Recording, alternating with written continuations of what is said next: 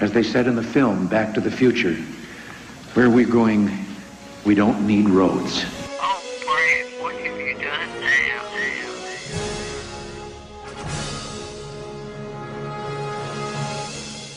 Wait a minute, Doc. Are you telling me you built a time machine out of a DeLorean?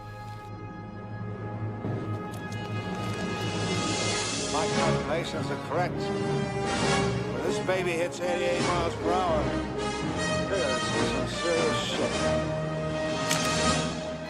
Next Saturday night, we're sending you back to the future.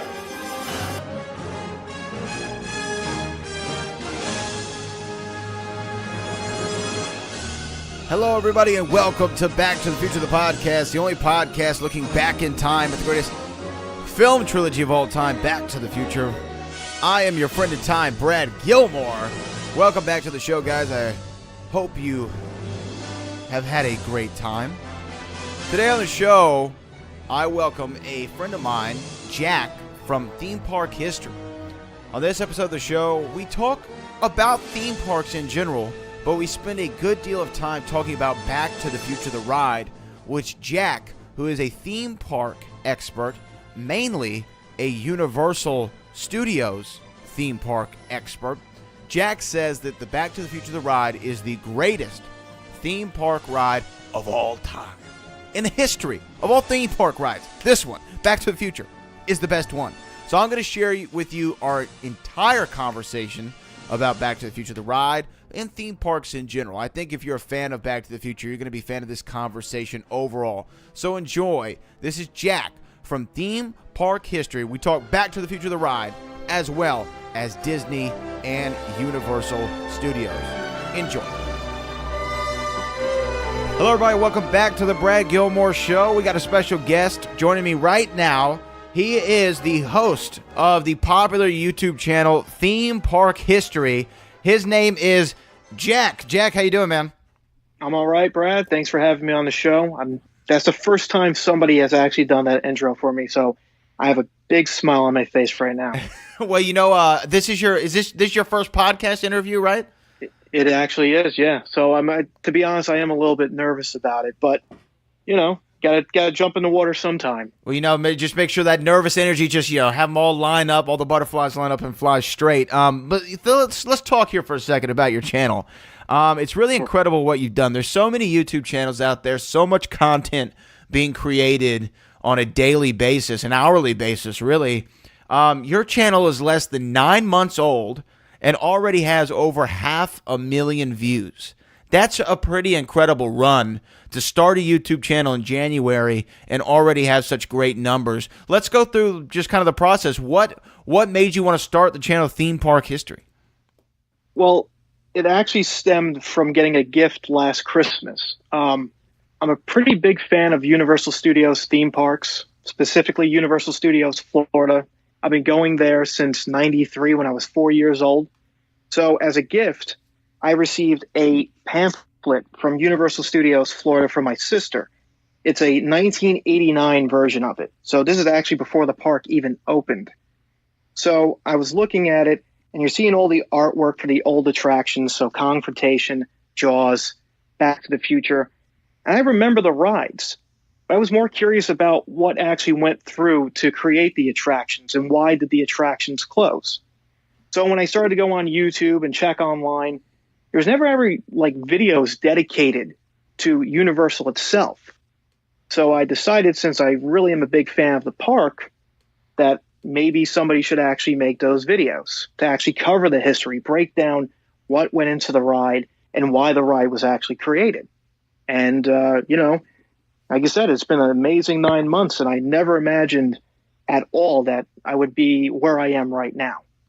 Well, it's funny because we had kind of a similar story. When I started I host the Back to the Future podcast, I started that because I wanted, I love podcasting. Obviously, I got several, too many to keep up with. But I was like, man, I'd love to see if there's a Back to the Future show out there.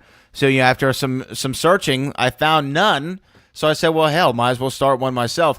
And I love that, too. Your channel is so So I kind of fell back into the theme parks, the love for them, the love for the rides and the lore. Probably about 2 years ago, my girlfriend and I went to LA, and I was like, you know what? I've been to Disney World several times as a kid. I've never been to Disneyland. Would love to go to Disneyland. And then, of course, I relive my childhood, have an incredible time, and then I kind of get all back into the swing of things, and I've started to research kind of like you, like, oh man, I want to know the history of Pirates of the Caribbean. I want to know about, whatever else. It's a Small World or Splash Mountain or Space Mountain, whatever it is. So I just kind of started doing a deep dive, and when I'm working on the Back to the Future podcast, I was like, oh man, I need to know more about Back to the Future, the ride, because I have, and you're going to hate me for this, Jack, I've never been to a Universal Park. Not one time. Not one time. And one of the great regrets of my life, there aren't many, but one of them is not being able to experience Back to the Future, the ride. So I start to try to do some research, and that's where I found your channel, and I hit the subscribe button because the amount of detail, though, that you go into in the videos are incredible. There was a couple channels that I found, and yours being, the one that I kind of gravitated to the most because I'm sure you're familiar with this channel. There's a channel called Defunctland. I don't know if you've seen them. They do great stuff too. I think the guy's name's Kevin Perger. Kevin Perger. He is, I want to say, when you talk about those type of videos and those type like theme park history, usually the first name that pops up is Defunctland and Kevin Perger. I think he just recently hit over 300,000 subscribers. Again, he makes great content, and you can just see what this year, his second season, his production qualities are insane. And again, I'm a huge fan of his stuff, and he just does, like myself, a lot of research, a lot of detail, and it's just, he covers stuff that I never even imagined to cover. Like he recently just did something about Club Disney, something that I never even knew existed. Right. And again, it's just something where there was only 5 locations. It's kind of like a Chuck E. Cheese. I'm going, when did Disney ever do this? And then, that's what I like about him. He picks out stuff that you wouldn't exactly think would actually, be worth a video. And then once you watch it and you hear all this information, you go, wow, that's really interesting stuff. And that's what I love about both of y'all's channels. And yours, what I like about yours, different from Defunctland, obviously it covers rides that are still in existence, and covers, more of a, not why did this ride go wrong, more of just a general history about it. The Defunctland series is great, though. I mean, I encourage everyone, if you're a fan of theme parks, you're that's why you're listening to this, to go check out his channel, too, because it is great. But, and one of the things that he did, which I did love, because I'm a Houstonian, he covered Astro World. He did a nice little documentary style video about Astroworld, which is a childhood favorite of mine. I might not have ever been to Universal, but I visited Astroworld quite one too many times, and it's no Disneyland, but it was definitely an incredible place for me. Have you done anything on Astroworld on your channel? I don't think so. No, right now we're specifically focusing on just theme park rides and shows. We are eventually going to try to branch out a bit. It's been highly requested, so I'm probably going to give into what the fans want. And in October, we're probably going to cover Universal Studios Halloween Horror Nights in some extent. And then once we actually get most of the fan requests out of the way, one of my goals is to actually cover the history of theme parks themselves. But those videos are probably going to be a little bit more ambitious, a little bit longer than what we do right now. And again, that's going to require a lot more research. So figure we start off with the rides, see where the fan requests go, and once we knock out a lot of that, then we can actually go exploring and try to broaden the horizons of the channel itself. So let's talk about Universal Studios for a minute. I've never been there, but I have a beef with Universal Studios, and I'll tell you why. And it really, I never understood it until I started watching the videos in your channel and realizing that you did one about the Mummy Returns ride, the first psychological thriller slash dark. It's still a dark ride, and I guess for people who don't know, dark ride is kind of like, how would you describe a dark ride? Pirates of the Caribbean's a dark ride. What would be the characteristics of a dark ride? Well, the basic definition I would give somebody so they just completely understand is a dark ride usually takes place inside a building, a soundstage somewhat in the case of Universal Studios, where basically you're in a ride vehicle that's enclosed. It's not actually outside, and usually most of the time, like a dark ride is, The rooms aren't very lit. Everything stays dark. That way it can just hide what's going on around you. You don't see the actual ride track. You don't see some of the animatronics. You don't see the walls and the roof of the building itself. Yeah, okay. So that's kind of what I figured. I wasn't sure if there was any other like super like, detailed definition of it No. that separated it. But the Mummy ride, it looks awesome, right? I've never been obviously, but it looks like a great ride.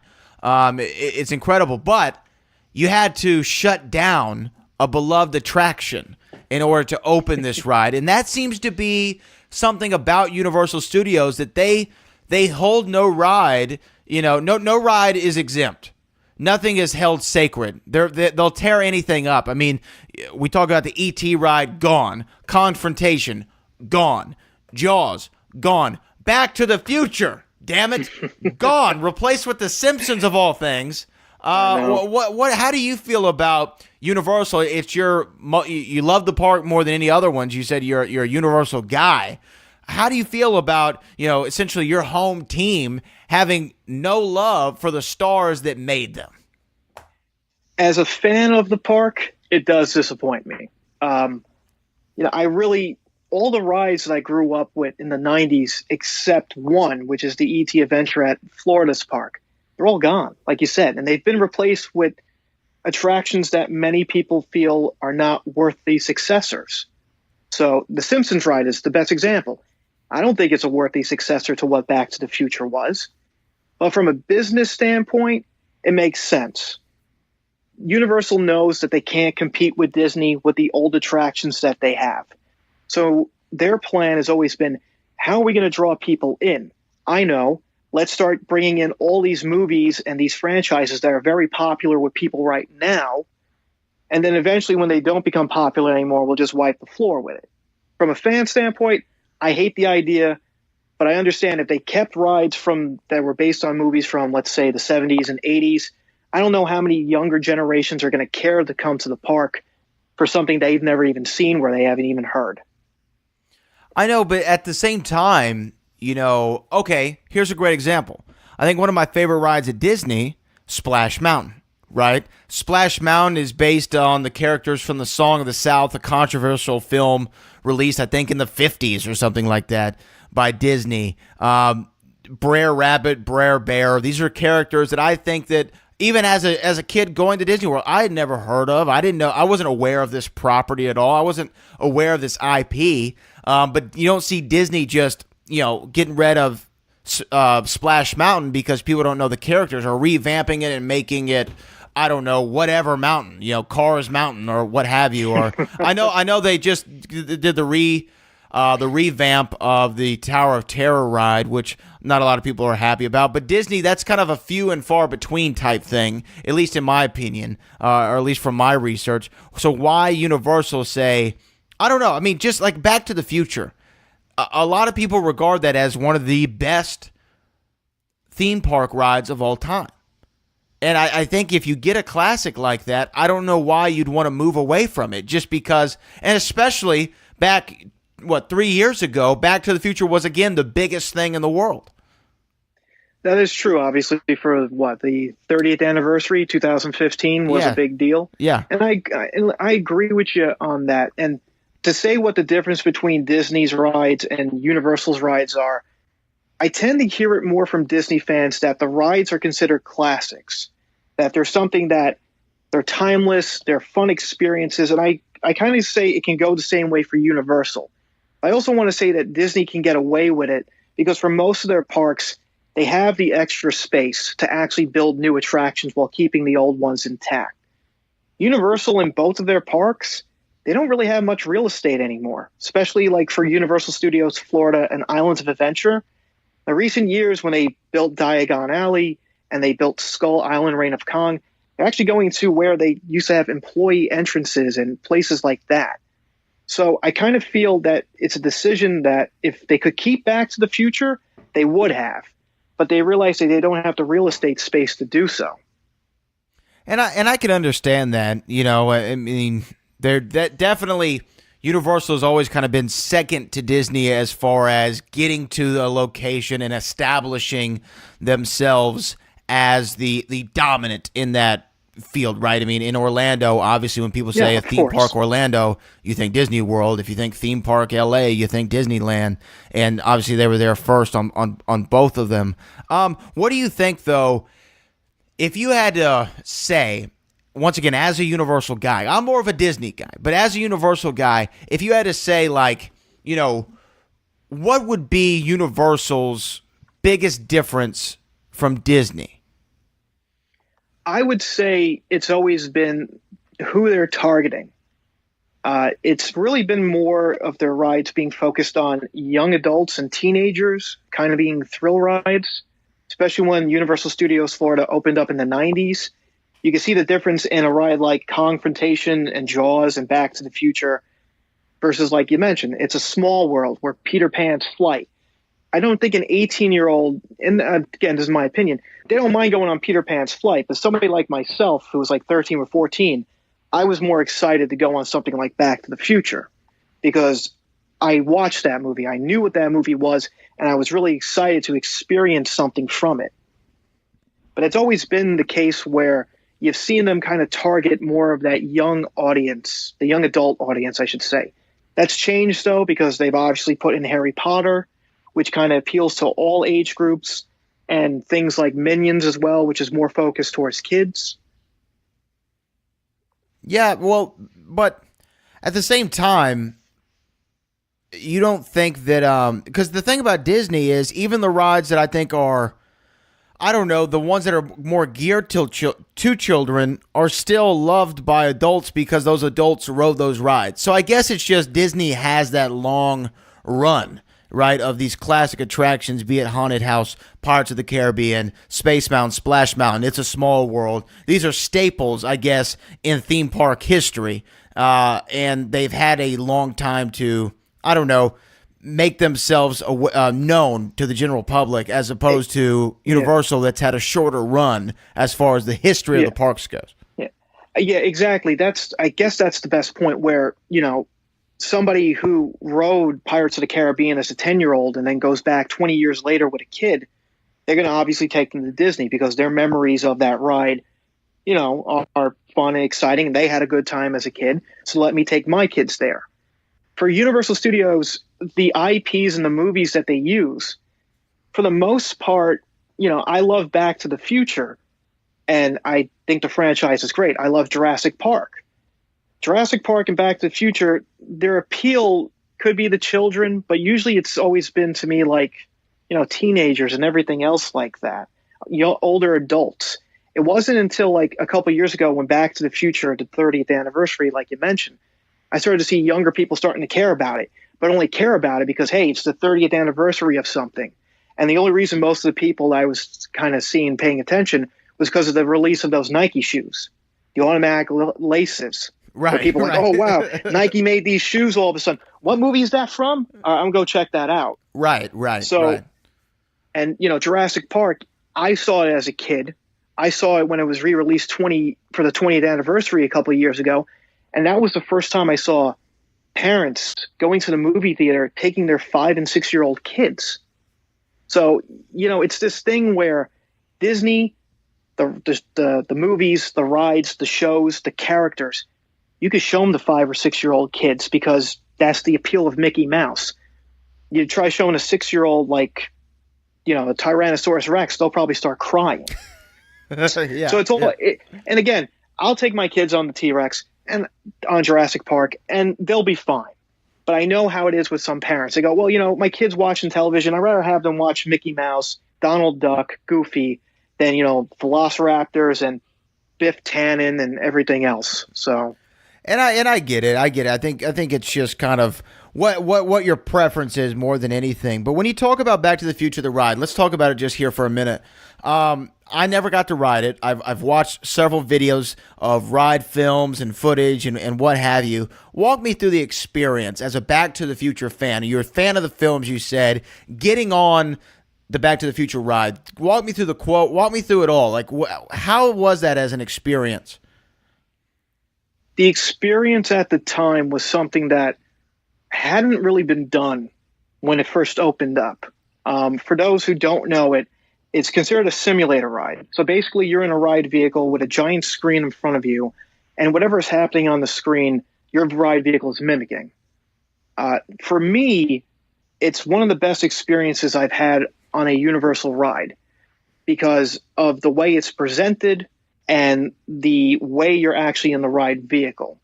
So the best example that it is compared to Back to the Future back in the day was Star Tours, the original version. But a lot of people prefer Back to the Future because instead of a small screen in front of you for Star Tours, you're in a massive IMAX dome that's 80 feet tall. So you're immersed in this universe and watching the film and everything taking place. In Star Tours, you're in a 40-passenger vehicle. Kind of doesn't feel very personal. In Back to the Future, you're in a 8-passenger DMC-12 DeLorean convertible. You're in the vehicle that everybody wanted when the movie came out. It's a pretty cool experience.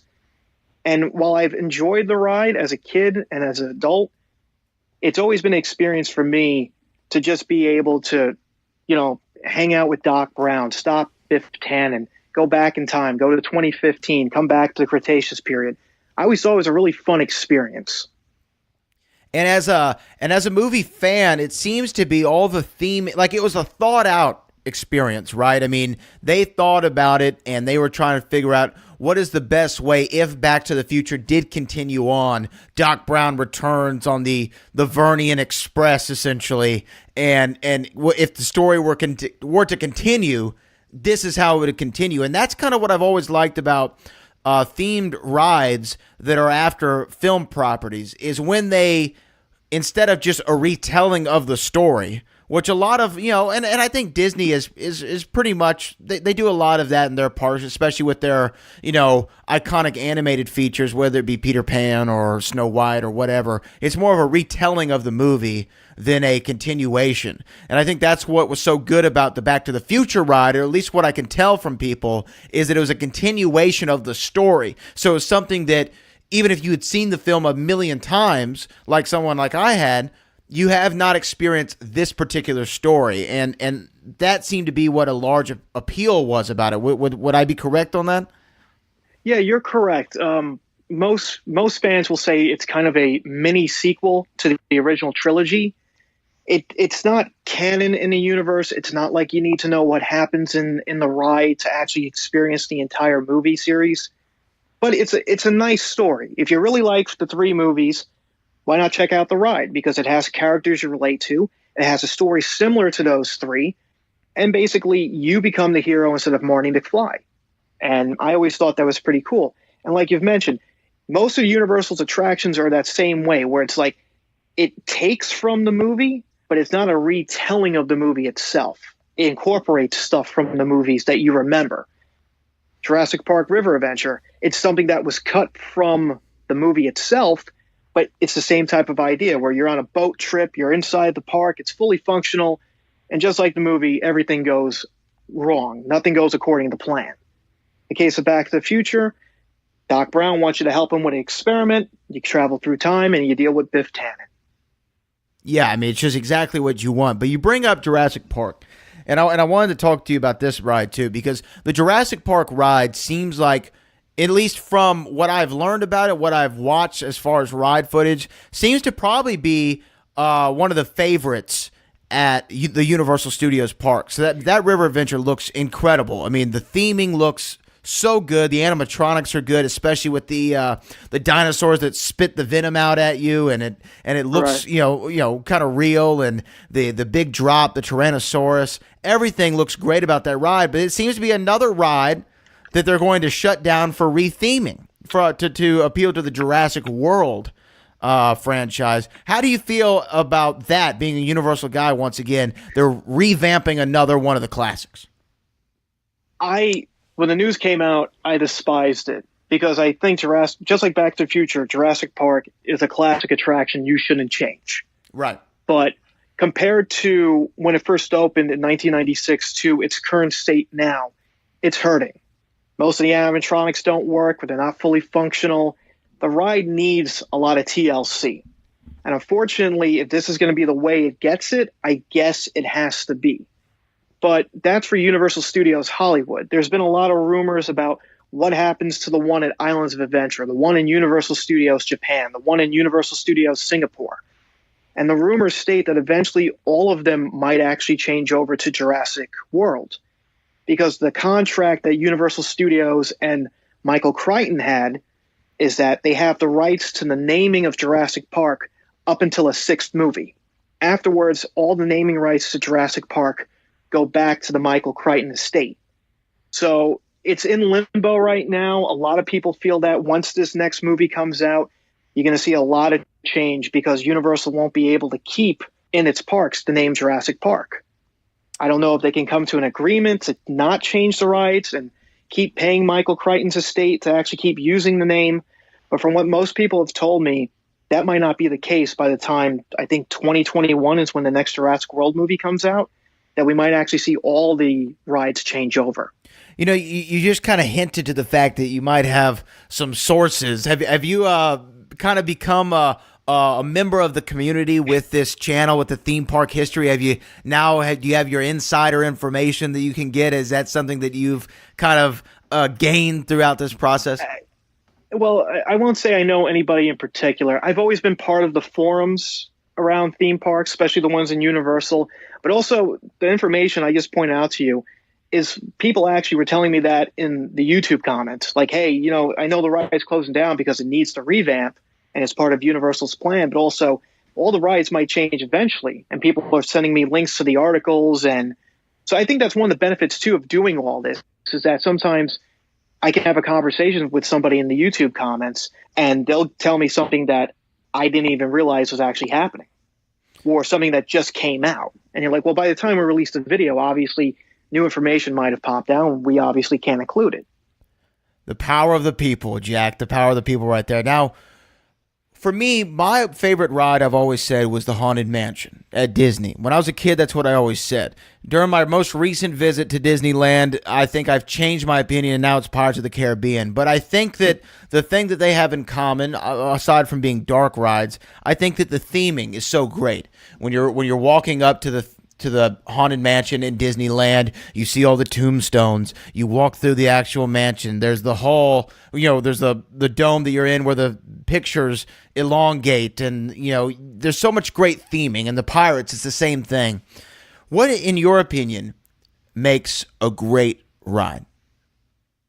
I think a great ride boils down to how it gets you immersed into the actual attraction, into your experience.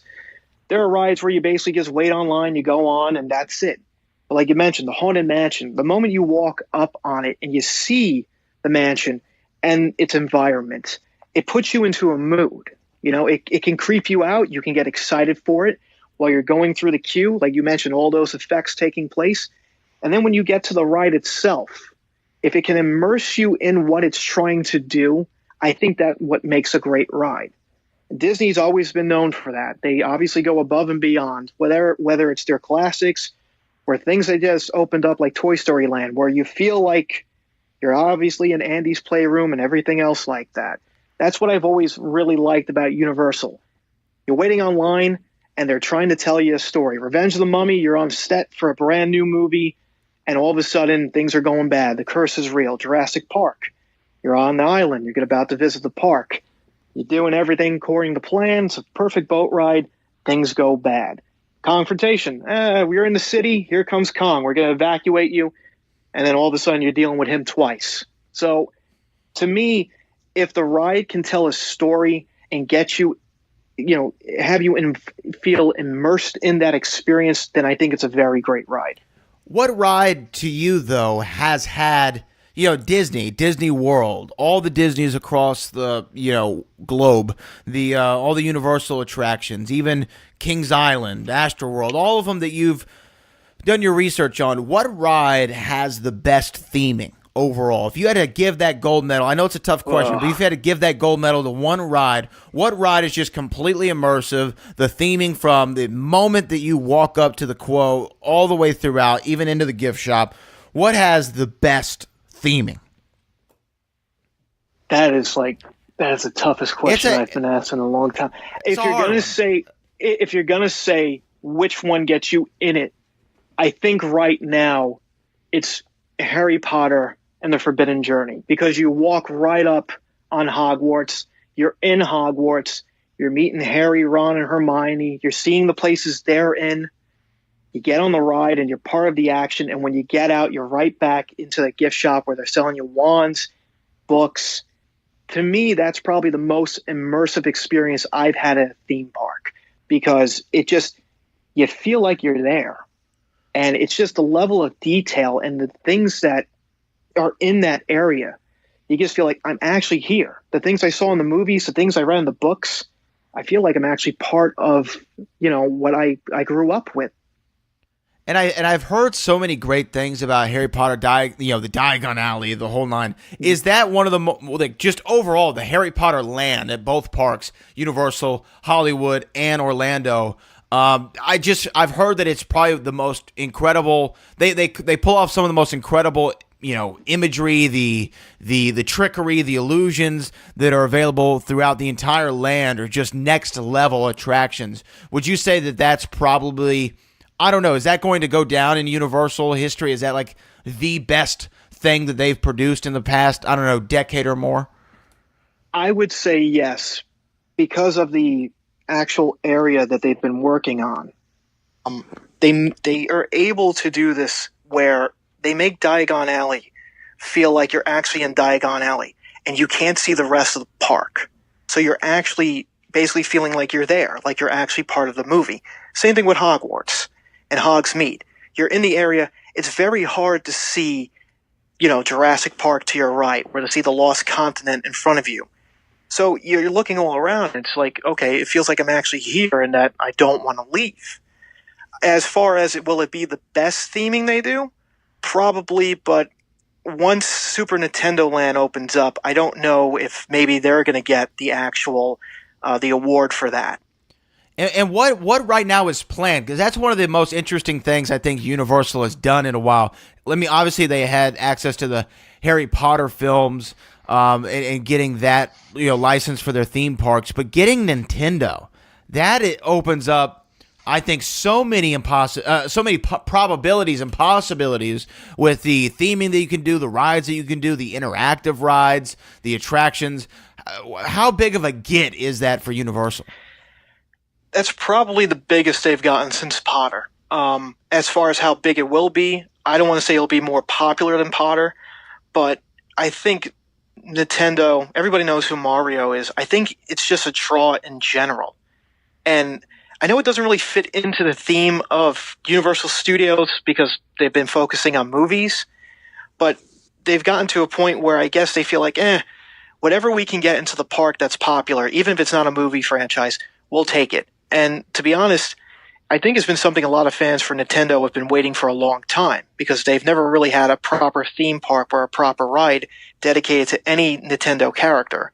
So to get an entire land dedicated to Mario and all those characters, to me, if you told me that when I was 4 or 5 years old, I would have never believed you, because I never thought it'd be possible. So, 20, 25 years later, you can have a ride basically about anything now, it seems. Yeah, right. And I'm sure a lot of Nintendo fans were hoping, with the when they heard rumors about a Super Mario Brothers ride at Universal Studios, Universal Studios always theming around movies. They were hoping it wasn't the Bob Hoskins 1990 Super Mario Brothers film. Pretty much, yeah. They were like, oh, hopefully we don't get something like that, and we actually get something that we see now. But it's always been like, that is something that I never imagined would happen. And even now, they're still just in their early stages, especially at Hollywood and Florida, about actually building it. I know Japan, they've been doing construction now for a while. That's probably going to be the first one that opens up. They're trying to get it open up, I believe, by 2020, when they're going to have, I believe, the Olympics there. So while they're going to have a lot of tourism, obviously it makes sense to, hey, let's get Nintendo Land open so we can draw some of those people into the park.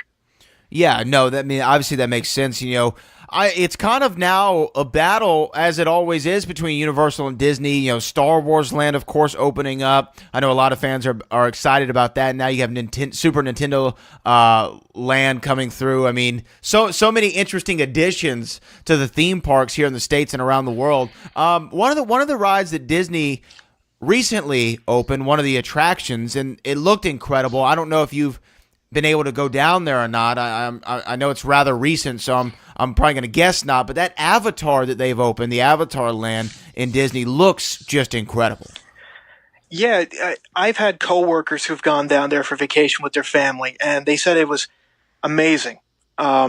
Especially the rides are good, but they've always told me the theming of that area to look like Pandora is amazing, with the floating rocks and the light up plants and whatnot, especially at night. And again, that goes back to talking about theming.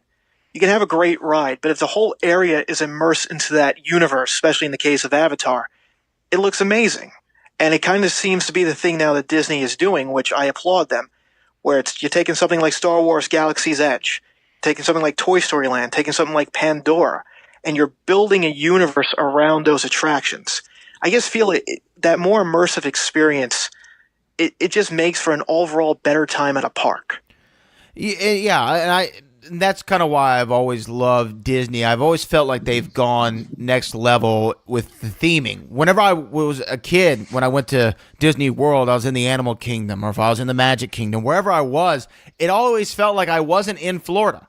Like I was in an actual different part of the country called Disney. It might as well have been its own state. It's so large, Disney World is. But that's kind of what's always attracted me. And I know spending, like, the amount of money that I'm sure Universal spent on Harry Potter and that they're spending on the Nintendo Land, that Disney is spending on Star Wars Land and Avatar and all that, it's got to be in the tens of millions, if not hundreds of millions, probably more in the hundreds of millions of dollar range. And that's something I've always wondered. Because you were talking about the Mummy ride on your channel. I was watching that video last night. That's why it's fresh in my memory. And you were saying it was a $40 million ride to build in each of the parks. I think overseas it was like a $20 million ride. Still a whole bunch of money. I mean, that's $100 million to build 3 rides there, 3 attractions. How do these parks go about? How does Universal and how does Disney go about allocating a budget to an attraction? I've never understood the model. You know, with a movie, they can say, okay, we can spend $100 million on this Fast and Furious movie because we can, gauge that X amount of people are going to go see it. We'll probably bring in X more. That makes sense to me. I understand that. But with a theme park, you're not paying to go on individual rides. You're paying one ticket and it's admission to all of these attractions. So how do you know how they come about budgeting for new attractions? As far as I've read, usually the main thing that they take away from trying to figure out what the budget is how many people they can actually get on the ride per hour. The reason behind that is basically if you can get a lot of people on a ride in an hour, that means you can have more people in the park. And it's more of an attendance draw itself. Usually when it comes to the budgets, Disney and Universal, they don't usually make it announced. Usually what we are told is either from, secondhand sources or something that's been posted on a website.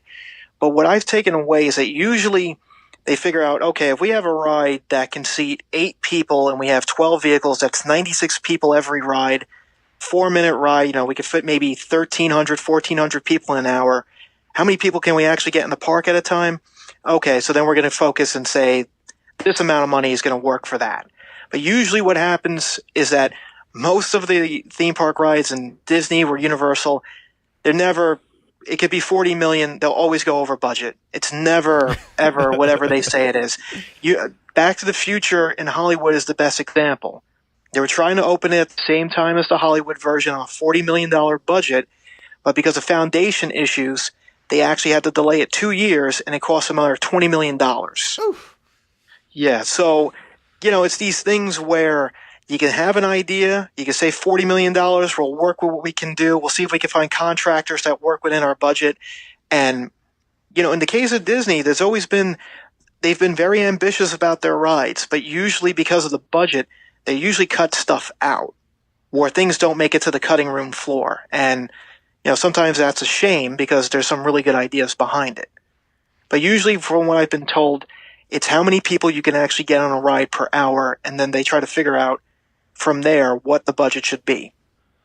Well, that makes more sense. I've just never been able to figure out the ratio for it, and I guess if you can get more people in, get more people out, that's a great thing for your park. You can attract more guests and keep them entertained for a longer amount of time. Now, throughout your journey over the last 9 months with Theme Park History, once again, go to that YouTube channel, Theme Park History. Hit subscribe. Support my man Jack. He's also a wrestling fan. We talked for quite a bit about some WWE stuff before we rolled sound. But throughout your entire run with all these videos, all this research, what's been kind of the ride that you found had the most interesting history? It was probably the Jurassic Park ride, because I never knew that production for the ride and planning started before the movie was actually even made. When they originally was going to create this attraction, it was going to be part of something that was from the book, where there's a part where some of the characters are going down the river and they keep coming face to face with, a Tyrannosaurus Rex and other dinosaurs. So to me, it's always been weird that a ride is not based on the movie. It's based off of something from the book. To me, that's always been very interesting. Another thing that was interesting was the Revenge of the Mummy ride. I've never had to wait too long, so I never knew what the backstory of the attraction was. So when I was actually doing my research to see what actually is taking place, I never knew that they were actually making another movie and that there's a curse and everybody's wearing these Magi necklaces except Brendan Fraser. So it makes sense. It makes sense what happens to him at the end of the ride. I never understood why that was the case. So, but I always, it's probably Jurassic Park, because I never knew that once they signed the rights for the movie, they automatically started. Steven Spielberg said, "Hey, I want to make a ride based on this part," and Universal was like, "Sure thing, Steven, whatever you want to do, because you've been making us millions of dollars." It's always interesting how, like, Universal, they're like, we're taking Spielberg, and Disney's like, then we take Lucas. It's always a back and forth of those two companies. I mean, it's so funny how they mirror each other all the time, right? Yeah. That's always been the one thing that, at least for Universal Studios Florida, they have an agreement with Steven Spielberg where he's a creative consultant for the attractions of movies he's worked on. So when the park opened, that meant E.T., Back to the Future, and Jaws. Supposedly, according to something I read in the New York Post, he gets a 2% gross cut of all the ticket sales. Ooh, man, what a great deal that is. I can't argue with you. So supposedly in that article, he's delayed his payments by 10 years to extend his contract. So he's supposedly entitled anywhere between $535 million to close to $1 billion. And that is insane. The man could retire off of that if he wanted to right now. Holy crap. I had no idea about that. So wait, when you say he's delayed his payments by 10 years, you mean what do you mean exactly? So how does that extend his contract? He had a choice. I believe it was in I'm trying to remember what year it was. I think his contract was supposed to be up somewhere around 2007, 2008. And he had the choice of not taking – he can wait to take supposedly a one lump sum, or he can just take, annual payments. So he agreed that he'd stay on for another 10 years or something like that. And eventually when his contract does run out and he wants out, he's supposedly entitled to a one lump sum payment. So, and I've been told too, this is when Comcast took over and they started to own NBC and Universal, meaning the theme parks. They weren't doing so hot financially as a company, and they were kind of telling Steve, "Hey, listen, don't take your money, because we're going to really be in trouble if you start taking your money." So, but it also brings up a point that I don't think a lot of people bring up. The only existing attraction still at Universal Studios Florida he's responsible for is the E.T. Adventure. And supposedly he's very adamant about Universal closing it down. He won't let them do it. He supposedly, he says E.T. is his favorite movie. It's based off an imaginary character that he grew up with. And he feels, a connection to that ride. I also think he doesn't want to give it up, because if he doesn't have that ride there anymore, his contract's over and he can't make any more money. So his contract's void as soon as there are no more Steven Spielberg influenced attractions. I'm going to go with the assumption and say yes, because it's only for the Universal Studios Florida Park as far as I know. I don't know if that includes Jurassic Park, but obviously they're changing over Jurassic Park to Jurassic World. So this might be a way for Comcast to try to get out of the contract. Again, this is just what I've read from things, and I've kind of just tried to put two and two together. Yeah. But, if this guy's owed as much money as he is, I won't be surprised if Comcast is like, let's try to just find a way out of the contract and move on because we're going to take a hit. Well, yeah, I mean, business-wise, it seems that Universal's always about their business, and that would probably be a good business move for Comcast. You talk about Steven Spielberg and the Jurassic Park ride. One of the things that I always heard, and it was a rumor, conspiracy, whatever you want to call it, was that he loved the ride, he loved the attraction, but he would never go on the big drop.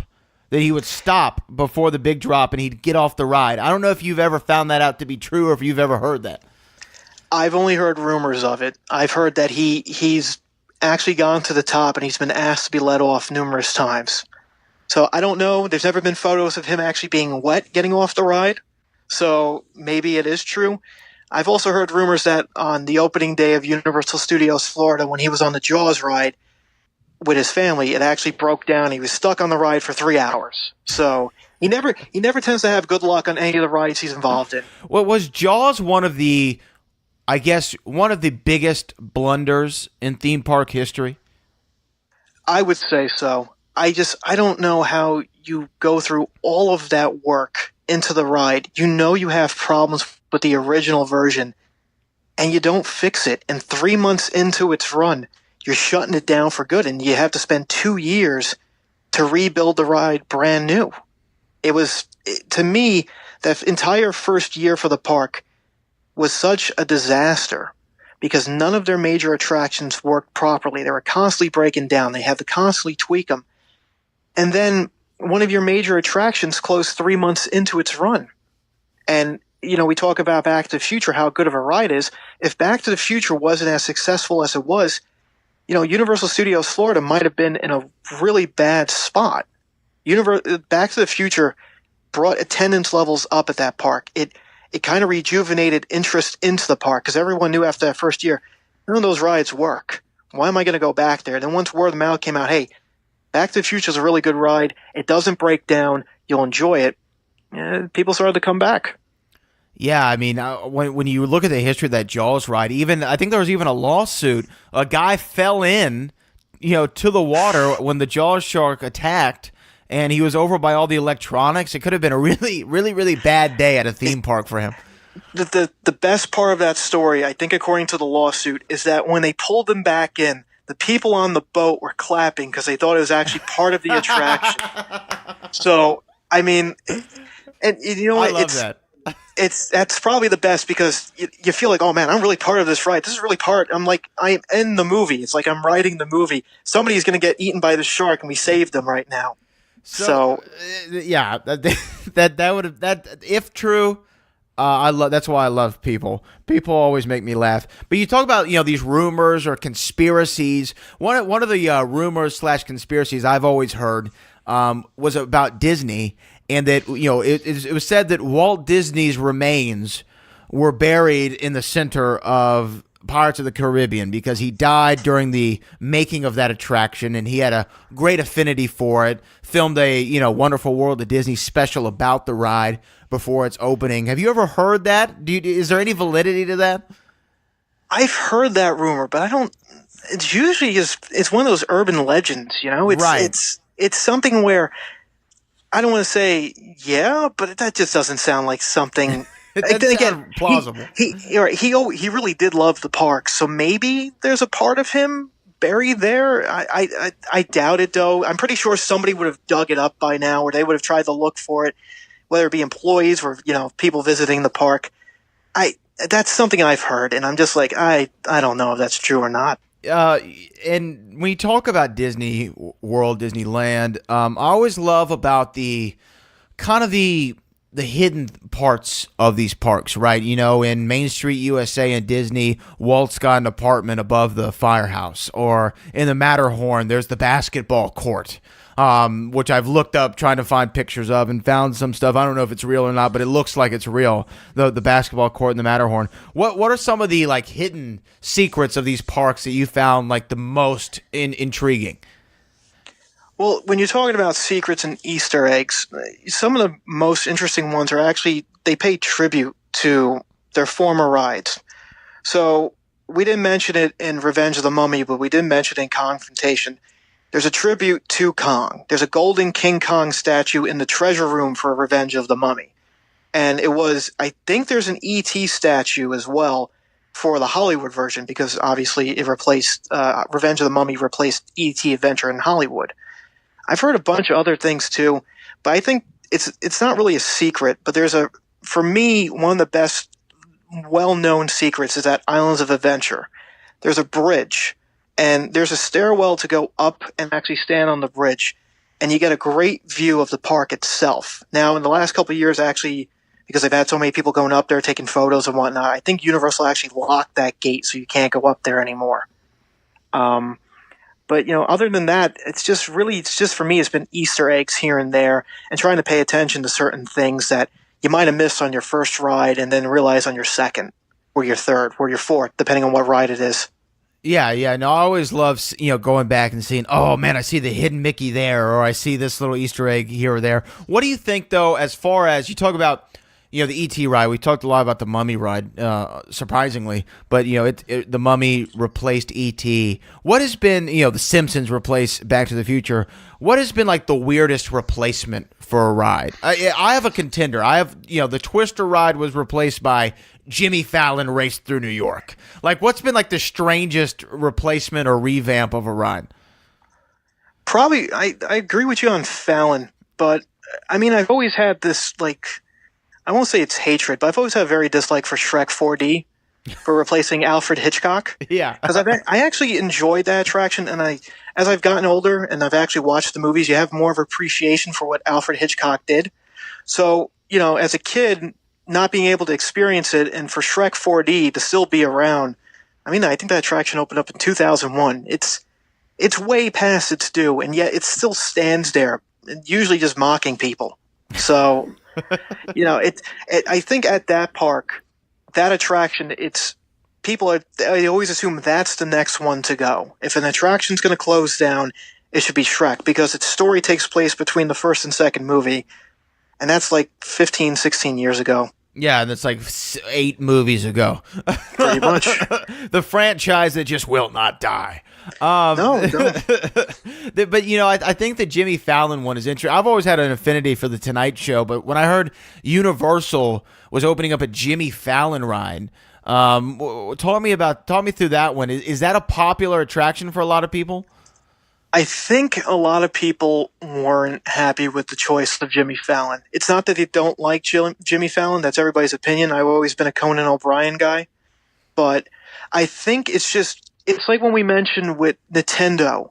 It feels out of place and weird at the park. But honestly, it kind of seems more like a synergy move. Comcast owns NBC. They own Universal. They want to get everything in one park. They want to advertise. Here you go. You got your Tonight Show hosting a ride. I always liked Twister. I've always been a fan of the movie, and the ride itself might get knocked for what it is, but I always thought it was a fun time. I knew the writing on the wall would be for it eventually, but I never imagined it being for Jimmy Fallon having his own ride that kind of just relates to all the gags and jokes he has on The Tonight Show. Just feels out of place. Yeah, it seems just like it's just a weird replacement. And speaking of theming of rides and IPs, you have Jimmy Fallon, Shrek.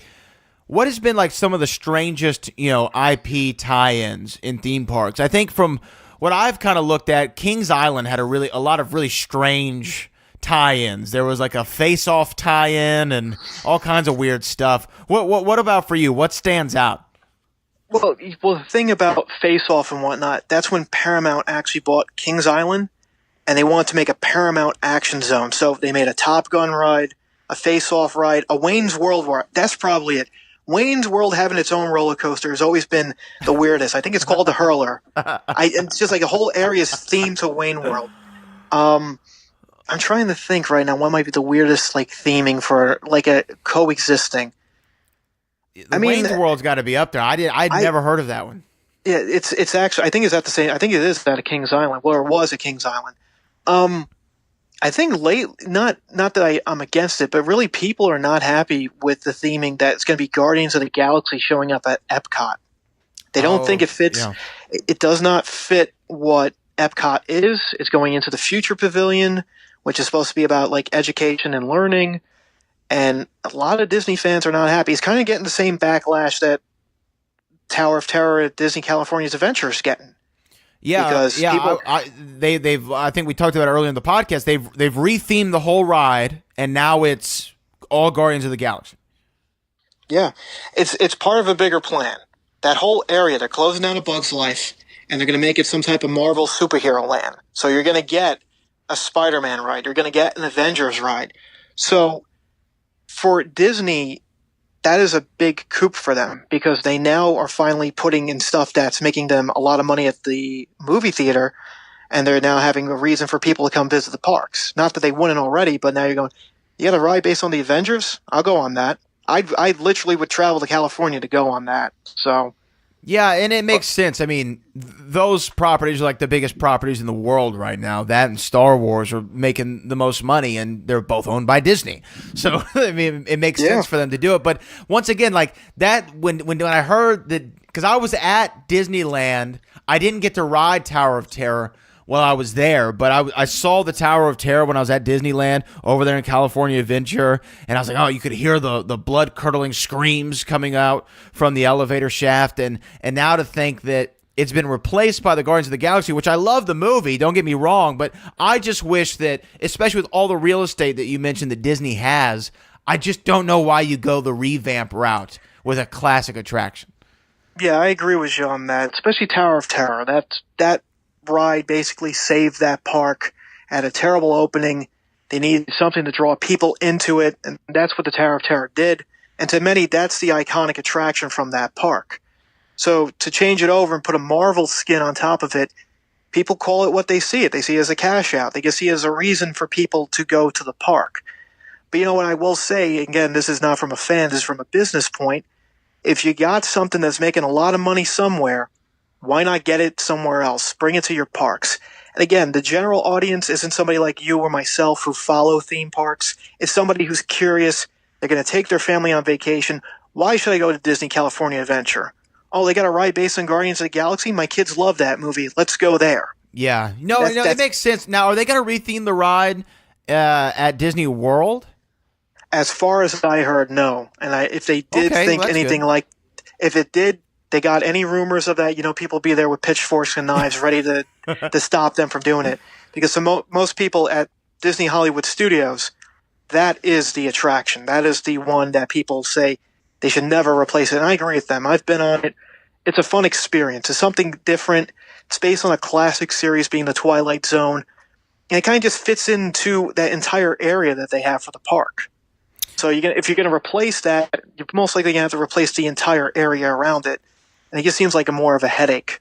Especially if it's not broke, don't fix it. That's how I feel. Yeah, absolutely. Now, a couple more questions before we wrap up here. But we're talking about the Tower of Terror, which, of course, had its own spin-off movie starring Kirsten Dunst that was on the Disney Channel. But what do you think has been the best? Because they've tried it a few times. There's been a few, mainly with Disney. I don't know if there's ever been a Universal. Mainly it's a movie that gets turned into a ride with Universal. But at Disney, they've had several rides turned into films. What do you think has been the best ride turned film that you've seen? Oh, that's tough because I'm trying to think off the top of my head which ones they've done. Haunted Mansion. I don't remember that being a good movie. Yeah, it was Eddie Murphy. I think Raven Simone. Yeah, not a quality not the film. Best. I remember watching a movie that was called Tomorrowland from Disney that had George Clooney in it. It wasn't Clooney, bad, of course. But I think the standout for me would probably be Pirates of the Caribbean. It turned into a franchise. Johnny Depp nominated for an Academy Award for his performance from the first film. Yeah, that's probably the most famously known one, to be honest. And that series is still going strong. Obviously, with all the movies that keep coming out, I probably would say that, especially new Pirates of the Caribbean ride they just built over in their other park. It just looks fantastic. And is this the one in Shanghai? Yes, Shanghai. Shanghai is the one. That ride looks incredible. They have one of the most brilliant effects I've ever seen.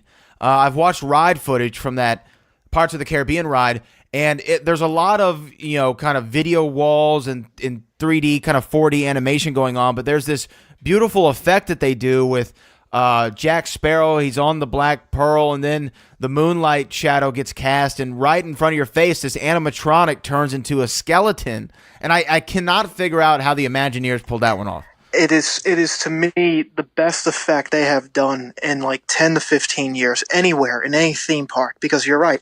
I've watched the videos. I've tried to figure it out. I still can't. The only thing I can think of is maybe there's possibly some type of mirror effect, and that's why we're seeing it from one side to the other.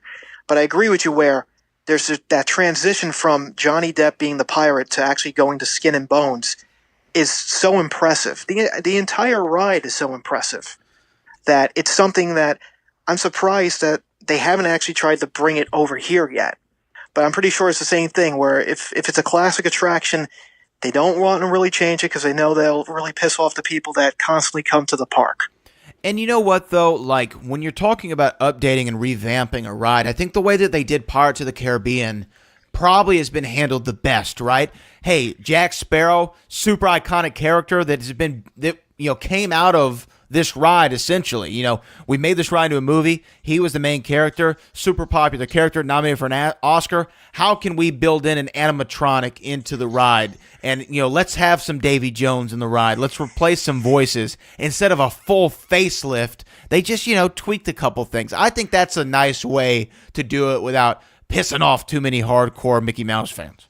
Yeah, I've never had a problem with that. If you're going to add to the attraction a little bit here and there, that's fine, as long as you're keeping what the original attraction was. And that's kind of the thing where we keep talking about Jurassic Park, but this is what this transition to Jurassic World. Everybody's really worried that the entire ride is going to change. It's going to be more of what the common Universal rides are now, which is screens, simulators, 3D. From what I've heard, from what I've seen, it's still going to keep the original appeal of the Jurassic Park ride, but they're going to add new animatronics. They're going to add new effects. It's still going to be the same type of ride and spirit. You're just adding to update it. And the Pirates of the Caribbean is the best one. You're bringing in characters that people know. It's a beloved franchise. It's not hated by people. It does very well. So you're okay with the addition because it feels like you say, Captain Jack Sparrow, he's part of the Pirates of the Caribbean. He should be in the ride itself. Makes complete sense. Absolutely. So, couple last things here, Jack. Thanks for taking the time. I really do appreciate it. Best attraction, worst attraction of all time, in your opinion? No problem. Thank you for having me. Best attraction I have been on, I will defend it till the end of time, will be Jaws. Not the original version, the one that I experienced when it reopened. Where the shark explodes. Pretty much. Right. Yeah, the explosion, the gas, the electric bite. To me, that ride as a kid, you're on the water, you're in a boat, you know it's not real, you know the water's like 4 feet deep, and you know that the sharks aren't real. But I always had this sense of dread that maybe the boat's going to sink, maybe something isn't going to go right this time. And it always felt like an experience in itself. Because literally you're on the water, you never know what's going to happen. Right. So I will defend Jaws to the end of time. I don't know how many people feel that way. Usually it's the other way, they go with Kong. The worst ride, it's probably Journey into Your Imagination. What is that? I've never even heard of that. So, Journey into Imagination was an original Epcot ride where it's charming, it's fun, it's part of the Future World Pavilion, and it had two iconic characters. It has the Dream Finder, and it has Figment the Dragon. He's a beloved character in Disney, outside of obviously Mickey and everything. So it's considered a classic. It's considered one of the best rides Disney's ever created. So what Michael Eisner decided to do is we're going to update it, and we're going to remove everything that was good about the attraction. None of those characters, none of the charm, and it was universally hated by anybody who experienced the ride. It was so bad that a couple years later, they had to go back and retweak the ride to include Figment again. But fans still say, you should have never touched it. You should have left it in its original form. That's going back to the discussion where we're like, some rides do need to be updated and others don't. I always feel like Journey into Imagination is that ride that should have never been touched, and its replacement was terrible. I haven't gone on it yet. I'll probably start bad-mouthing it too, is the new ride at Universal Studios Florida is the Fast and Furious Supercharged ride. All I've heard from fans is that it's not worthy to replace Disaster or Earthquake. They basically took whatever was on the tram tour, that part of it, and they basically just try to flesh it out into its full own ride, and it doesn't work. So, I don't know. I always stick with Journey into Your Imagination, though, because it's just, it was a classic attraction, and Disney just really messed it up. You know, you talk about Jaws, kind of frightening you when you were a kid. The only ride, well, I say the only ride, I've been in fright with a couple of drops on, Splash Mountain or what have you, but the only ride that I've ever been truly terrified at, and it's not there anymore. I think it was replaced by another property. I can't think of off the top of my head, but it was the Alien Escape at Disney World. I don't know if you, you know about this ride, I'm sure. The extraterrestrial alien encounter. There we go. Yes. Yeah. That ride as a child scared the ever-loving hell out of me. Well, you know what? That ride was ahead of its time. Like you say you wish you went on Back to the Future. That's the one attraction I wish I got to experience, because I've watched videos of it. I've watched other people cover it, and it looks like such a badass ride for today. To experience that would just be amazing. Obviously, it was in the wrong park at the wrong time, but if Universal did something like that, I think it would go over real well. It's one of those attractions that it's playing off your senses. You don't actually see the alien that much. It's the noises. It's what you're hearing to the left and right, the special effects. It honestly looked like a really kick-ass ride. I would have wanted to go on it in a heartbeat. Yeah, well, I remember, though, it frightened people. There was a woman. It's one of the vivid memories that are burned in my mind from my time at Disney World as a young kid. There was this woman who, after the ride was over, I thought they had to call paramedics over. She was breathing heavily, grasping her chest. And I'm like, man, that ride was crazy. I mean, definitely, if I didn't get to go on Back to the Future, I'm glad I got to, you can live vicariously through me, and as I do you on that ride. But Jack, I appreciate you taking the time. Theme park history. What's the future of the channel? What are you covering up next? What's coming up in the next few weeks? Well, we are focused. We just finished The Mummy, like you said. I haven't made the announcement. I'll make the announcement here. I'll give you the inside scoop. The next video that's going to be coming out, it's been one that people have been asking for a while, and I'm finally getting around to it. We're going to cover Nickelodeon Studios. It's for anybody like myself who grew up in the 90s, that place was where you wanted to go. And obviously, a lot of people, I guess, my age want to see it, and I'm starting to get around to it. And then the plan after that is eventually I'm going to tackle another Disney classic, which is Horizons at Epcot, which some people say that's the best dark ride Disney's ever created. So to me, that's another ride I've never been able to go on, but I wish I did. So those are basically what we have planned down the line. And then obviously in October, I'm planning on doing a special video about Halloween Horror Nights and its history. Well, there's a lot of good stuff, and if you're a fan, or even if you've never even thought about the history behind some of your favorite rides at these theme parks, definitely go check out Theme Park History on YouTube. It's a fantastic channel. I found myself binge watching several videos at a time.